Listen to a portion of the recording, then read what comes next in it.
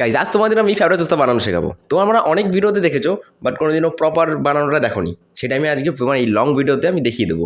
অনেকে তোমরা হয়তো খেয়েছো, অনেকে হয়তো জানো না। তো আজকে তোমাদের দেখাবো ওটা কীভাবে বানায়। তো আগে চলো মটনটা নিয়ে আসি, মানে মটনের দোকান থেকে আর কি নিয়ে আসি।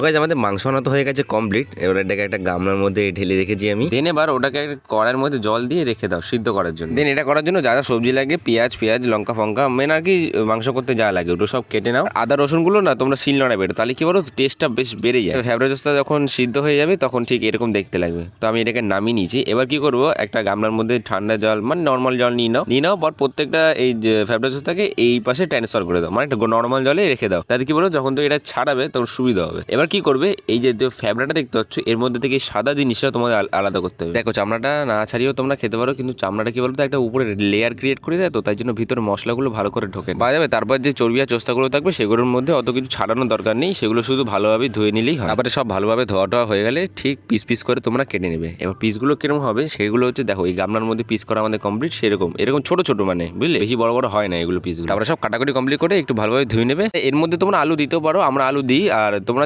নাও দিতে পারো, অসুবিধা নেই। দেন পেঁয়াজ যা আছে আর যে মশলাগুলো বেটেছিলে সেগুলো সব দিয়ে দেবে এক এক করে। দেন কালো মরিচ, হলুদ, লবণ, তেল দিয়ে ভালোভাবে মাখতে থাকবে। 10-15 মিনিটের মতো ভালোভাবে মাখবে, তাদের মশলাগুলো প্রত্যেকটা জিনিসের গায়ে ভালোভাবে ঢুকে যাবে। এবার যে ভাজা আলুগুলো দিয়েছিল ওগুলো তুলে নিলাম। এবার কি করবো, গ্যাস অন করে তেল দিয়ে দেবো। তারপর মাখা ফেভারিট চোস্তাগুলো দিয়ে দাও এক এক করে। এবার একটু উল্টে পাল্টে কড়াইতে ভালোভাবে ছড়িয়ে দাও, দেন কষাতে থাকো। আর দেখো বোনও চলে এসেছে পড়ার থেকে, আর এসেই বলছে কি হচ্ছে রান্না, কি হচ্ছে গন্ধ পেয়েছে। দেখো ঠিক কিছুক্ষণ পর কালারটা এরকম হয়ে গেছে। আর তোমরা কিন্তু এটাকে নিচে মানে কড়াইয়ের সাথে লাগতে দেবে না, ঠিক আছে? কারণ লাগলে কিন্তু অসুবিধা হয়ে যাবে, মানে এটা পুড়ে যাবে। এটা করতে এমনি কোনো ঝামেলা নেই, মাংস যেরকম করো সেরকমই, কিন্তু এটা সবচেয়ে মুশকিল হচ্ছে কি বলতো, এটাকে মানে কষাতেই থাকতে হয়, বুঝলে? তোমরা কারা কারা এই হাতে বেলা পাপড় খেয়েছো আমাকে কমেন্টে জানিও। এগুলো আমার মাও করতো, আর আমি তো ছোটবেলা থেকে খেয়ে আসছি। আমাদের পুরো পাড়াতেই এগুলো করে এখন। সত্যি কথা বলতে এটা খেতে কিন্তু হেভি টেস্ট, কিন্তু এটা কষাতেই তোমার জীবন চলে যাবে। যাই হোক এখানে আলু ভালুগুলো দিয়ে দাও, আর কি যেগুলো বেসিক জিনিস তোমরা জানোই, আলুগুলো দিয়ে দিতে হবে যখন একটুখানি কষানো হয়ে যাবে। আর দেখো বাবা আমার সাথে করছিল, এখানে এসে মোবাইল দেখছে, আর সেরকম বলেছি আমি দেবো না, ওই দেখো শুয়ে পড়েছে। আর